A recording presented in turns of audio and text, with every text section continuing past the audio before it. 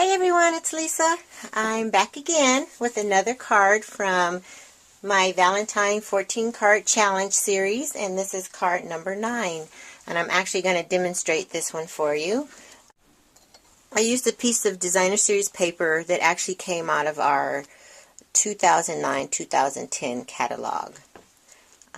It was modern something. Thoroughly modern, that's what it was. And this is what the other side looks like. I like this especially because I can make, I've made a few cards for guys using this pattern. Anyway, that was layered on top of a piece of crumb cake cardstock, and this is cut at, shoot, I thought I remembered. This is a 4 1/4 by 4 1/4 card. So this would be 4 1/4 by 8 1/2 piece of cardstock. And then scored at 4 1/4. What I did for this layer was use my heart-to-heart punch. And I'm going to show you how I did that using this piece of designer series paper also from that last catalog. And this is Razzleberry designer series paper. It's one of the pattern papers that we had. Took my punch and I just punched that out. You can save those hearts for another project. And then using a piece of packing tape. Where's my packing tape?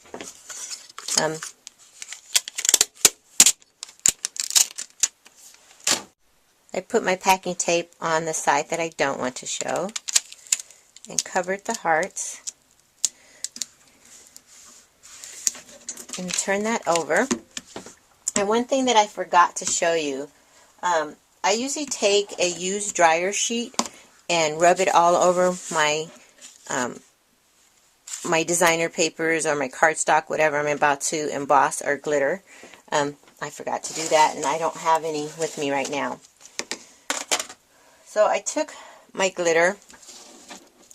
In this case, I used the Real Red from the Fine Galaxy collection.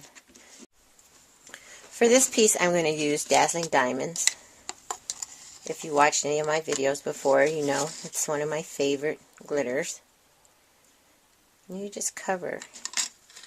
And then it will stick to... Oh, sorry about that. I just realized I'm a bit out of camera range. The glitter will stick to the tape.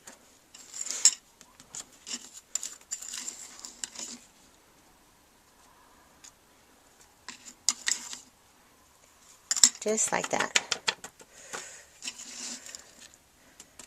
Let me zoom out just a little bit. There we go.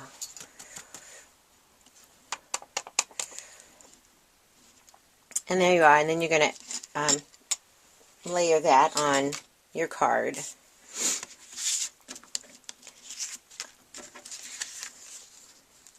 And for this particular card, if I was actually going to use this, I would use like a Whisper White background, which, oh, here I have a piece of scrap. You'll see that'll bring it out even more. Just like that. Okay, so what I'm going to do next, aside from try to stay in camera range, I cut myself a piece of 6 1/2 inch Real Red satin ribbon, and this is, make sure I get this width right. You'd think I would know this by heart by now. It's 5/8 inch. So I'm going to take my tape runner because it seems I've forgotten my Scotch tape, which I usually use, as we call it, the cheater method. Let me figure out where I want that. I think I'm going to want it right about there. So, oops, going to hold that and flip it over, and then run a bit of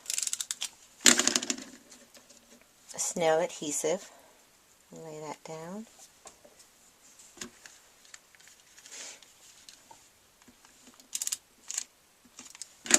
You just need a little, you don't need a lot. And like I said, you can just use a piece of Scotch tape on here. You're not going to see that if you didn't want to use your snail adhesive or whatever you're using. Just like that. And I'm going to go ahead and adhere that to the card.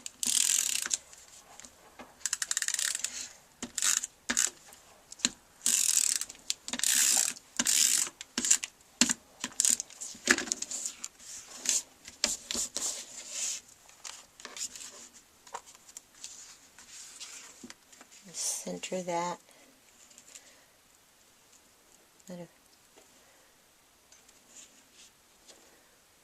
Just like, okay, just like that. Now, the next thing I did is I made myself this little tag using Teeny Tiny Wishes stamp, one of the stamps out of the Teeny Tiny Wishes, and one of our, this is a 4-pack Sizzlet that has little tags in it. Actually, some of them are look like cute little frames. I don't know if that, you can see that. I think you can see that. And there's that one. And then this one actually has 2 images on it. And I used this tag right here. And what I did was I cut it out twice. If you look here in the background, I have a piece of, oh shoot, what is that? Oh, I'm sorry, that's cherry cobbler. Cherry cobbler cardstock in the background, and then this top layer is Whisper White cardstock. And what I did was I just took some scrap piece of paper, and I put my Whisper White on, made my sandwich. Let me fix that.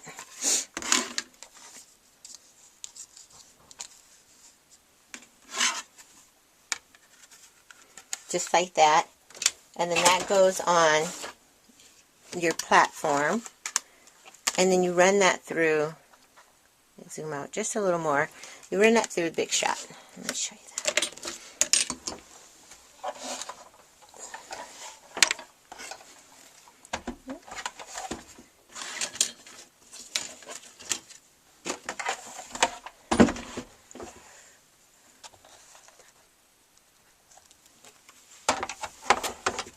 So I'm going to run that through.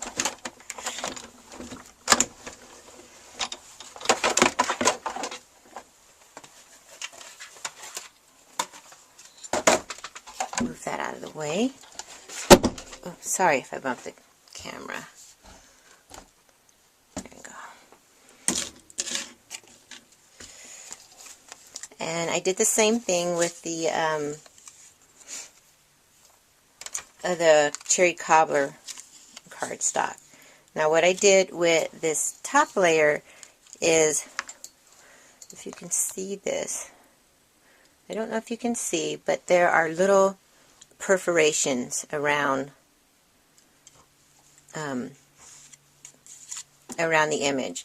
So what I did, first I bent the perforations back just a little bit to try to make it a little easier. And then I just took off that outer layer, just like that.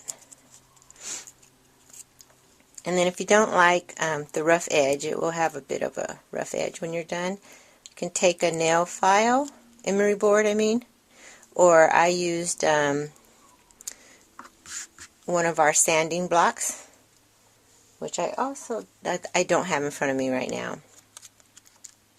But I took the sanding block and just sanded the edges down smooth all the way around. So, I think you get the idea. And then using my Stampin' Majig and my Teeny Tiny Wishes stamp, I stamped the image onto, sorry, not the image, I stamped the sentiment onto my Whisper White cardstock. And then using snail adhesive, I adhered that to the Cherry Cobbler cardstock. And I ran a piece of linen thread through the little hole. I folded it over, put it through the hole, and then slipped that inside the loop and pulled. So what I'm going to do with this is tie it onto my card, onto my ribbon, I mean. And you can take a little bit of a little adhesive or one of your little glue dots if you want to kind of tie that ribbon, not tie it, I'm sorry. If you want to just apply this ribbon closer to your card so that it doesn't move around. But I think I'm just going to leave mine like that. So you're going to tie this to the ribbon. That's one way of doing it. A lot of times I tie my ribbons and bows and I decide later that I want a tag hanging off of there, and I'll just kind of get a little bit of mono adhesive or a little glue dot and then attach it underneath with the linen thread. But in this case, I'm trying something different actually. Hopefully it'll work. That should be covered when I tie my second piece of ribbon, which is cut at about 4 inches. And I'm just going to knot that.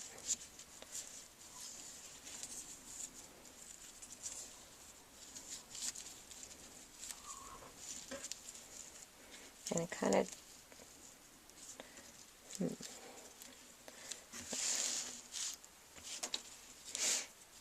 I'm going to have to play with this a little bit to get it the way I want it.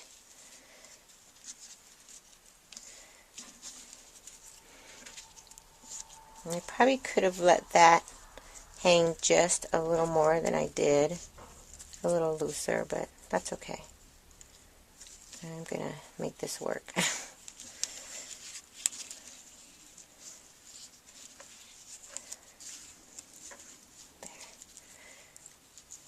Okay. So I'm going to loop this under there.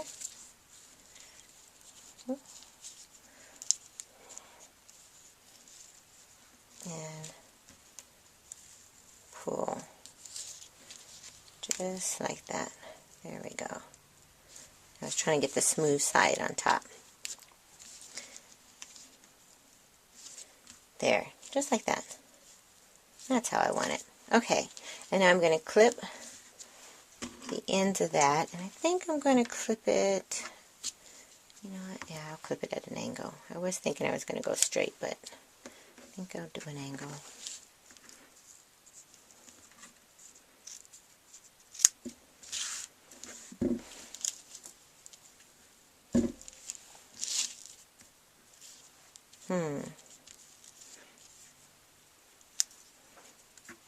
That'll work. I could cut it a little shorter, I think.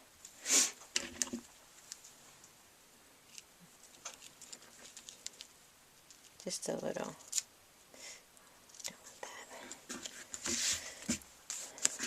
There. And then I'm going to do one more thing that I learned from Mimo over at Made by Mimo. And I usually do this, especially when I'm using like a satin thread. The grosgrain threads, maybe not so much. I mean, I do them too, but they don't always need to be, you don't always need to burn the edges on those. So there's card number 9. I hope you enjoyed it. I look forward to being with you again, and I just hope you have a great day.